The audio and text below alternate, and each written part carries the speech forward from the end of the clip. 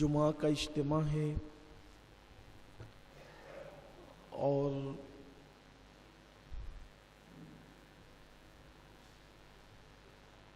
اسلامی نقطہ نظر سے یہ دن مومنوں کے لیے عید کا دن اور مغفرت کا دن ہے، اور سیدنا فاروق اعظم رضی اللہ تعالی عنہ نے اپنے زمانے میں دور خلافت میں عربی خطبے سے پہلے مقامی زبان میں وعظ و نصیحت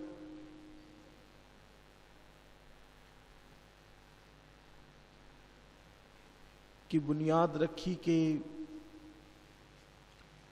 عربی خطبے سے پہلے مقامی زبان میں مسلمانوں سے امام جمعہ کوئی گفتگو کرے، خطاب کرے، ان کو نصیحت کرے اور اللہ کے دین سے قریب کرنے کی کوشش کرے۔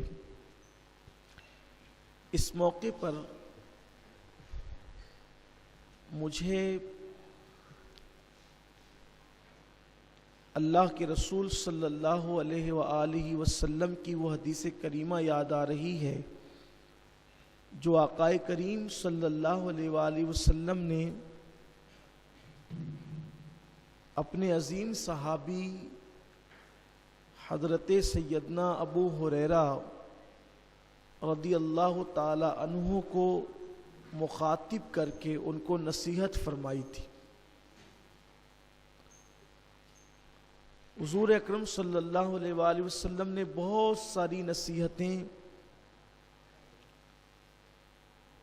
مختلف مواقع پر الگ الگ صحابہ کو کی تھی۔ یہ جو حدیث میں پیش کرنے جا رہا ہوں یہ خاص سیدنا ابو ہریرہ رضی اللہ تعالیٰ عنہ کو مخاطب کر کے میرے آقا صلی اللہ علیہ وسلم نے فرمائی تھی۔ اللہ کے حبیب صلی اللہ علیہ وآلہ وسلم نے حضرت ابو ہریرہ رضی اللہ تعالیٰ سے فرمایا، اے ابو ہریرہ، تم کبھی نماز جمعہ کو اور غسل جمعہ کو ترک مت کرنا۔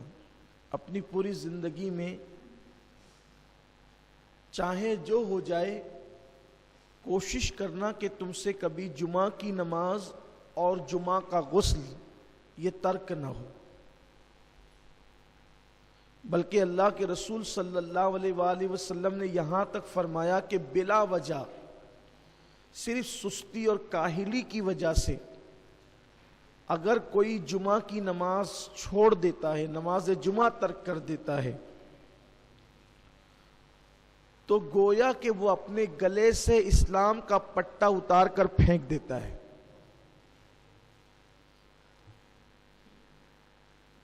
اس لیے جمعہ کی نماز کبھی ترک نہیں کرنا۔ آج کل دیکھنے میں یہ آ رہا ہے کہ چھوٹی چھوٹی بیماریوں کی وجہ سے بھی لوگ نماز جمعہ چھوڑ دیتے ہیں۔ میں تو بیمار ہوں، بیمار کے لیے نماز نہیں ہے۔ اول تو نماز مرے دم تک ہے۔ اگر ہم کھڑے ہو کر نماز نہیں پڑھ سکتے تو بیٹھ کے پڑھیں، بیٹھ کے نہیں پڑھ سکتے تو لیٹ کر پڑھیں۔ لیٹ کر بھی اگر ہمیں پڑھنے میں کوئی دقت ہے تو یہ جو آنکھ کی پلکیں ہیں اس کے اشارے سے پڑھیں۔ اسی لیے آپ دیکھیں کہ انسان کے جب سارے اعضاء ناکام ہو جاتے ہیں تو آخری تک کی آنکھ کی پلکیں کام کرتی ہے تاکہ آپ اس کے اشارے سے نماز پڑھ سکیں۔ چھوٹی چھوٹی چیزوں میں لوگ نماز جمعہ کو چھوڑ رہے ہیں، اور یہ چیز بھی بڑی بھیانک ہے کہ جمعہ کی نماز کے لیے مسلمانوں پر یہ لازم اور واجب ہے کہ جب اذان جمعہ ہو، اذا نودی للصلاة من یوم الجمعہ فاسعوا الی ذکر اللہ وذروا البیع، کہ جب تم اذان جمعہ سنو، تمہارے کانوں میں جمعہ کی اذان پہنچے تو اپنے کاروبار کو بند کر دو اور اللہ کے ذکر کے لیے مسجدوں کی طرف دوڑ پڑو۔ جمعہ کے دن حکم ہے کہ آپ جس مسجد سے جمعہ کی نماز پڑھنا چاہتے ہیں، جس مسجد میں پڑھنا چاہتے ہیں، اگر اس مسجد کی اذان کا وقت ہو جائے تو آپ کو اس وقت کاروبار چھوڑ دینا لازمی ہے۔ یہ جو خطبے تک لوگ آتے رہتے ہیں نا، یہ بدترین بدعت ہے۔ دور رسالت میں ایسا نہیں تھا، اور قرآن کا حکم یہی ہے کہ جب اذان جمعہ سنو سب چھوڑ کر کے مسجد کی طرف دوڑ پڑو اللہ کے ذکر کے لیے۔ تو سیدنا ابو ہریرہ رضی اللہ تعالیٰ عنہ سے میرے آقا صلی اللہ علیہ وسلم نے فرمایا کہ غسل جمعہ کبھی ترک نہیں کرنا اور نماز جمعہ کبھی ترک نہیں کرنا۔ لقمان حکیم نے بھی اپنے بیٹے کو کہا تھا کہ بیٹا کبھی جمعہ کا غسل نہیں چھوڑنا۔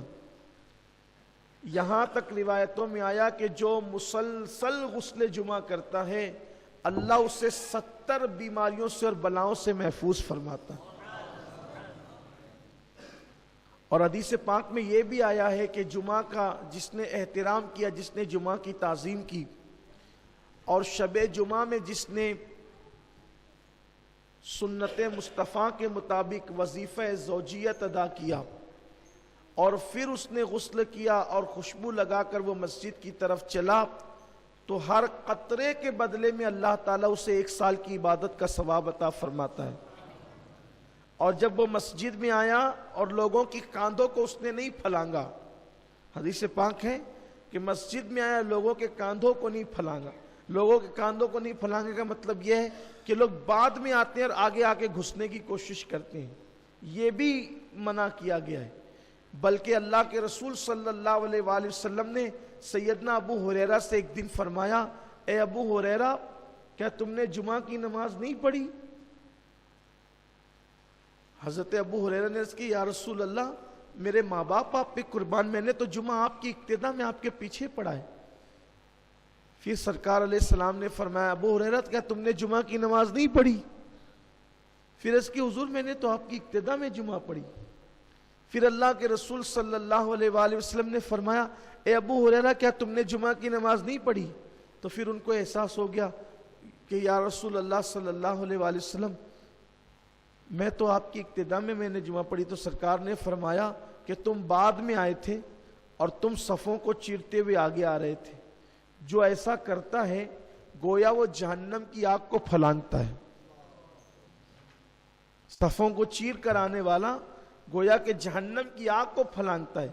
تو جو جمعہ کی برکت ہے، نماز جمعہ کی برکت ہے، تو صفوں کو چیر کر اور پھلانگ کر آنے والوں کے لیے ڈر ہے، خدشہ ہے کہ کہیں وہ جمعہ کی برکتوں سے محروم نہ ہو جائیں۔ اس لیے بعد میں آنے والوں کے لیے ضروری ہے کہ ان کو جہاں جگہ ملے وہ وہیں بیٹھ جائے، صفوں کو نہ پھلانگے۔ اور پہلے آنے والوں کے لیے ضروری ہے کہ وہ آئے تو اولین صف میں بیٹھے تاکہ پیچھے سے آنے والوں کو پھلانگنا نہ پڑے، ورنہ وہ جمعہ کی برکتوں سے محروم رہیں گے۔ لوگ جو ہے وہ آتے ہیں پیچھے بیٹھتے ہیں، اپنی سہولت سے بیٹھتے ہیں، دیوار کا ٹیک لگا کر کے بیٹھتے ہیں، لوگوں کی پوزیشن یہ ہوتی ہے۔ تو اس لیے جب جمعہ کی نماز کے لیے آؤ تو صفوں کو پھلانگ کر مت آؤ، جہاں جگہ ملے وہیں پر بیٹھ جاؤ، اور جو پہلے آئے وہ آگے آ کر کے بیٹھے۔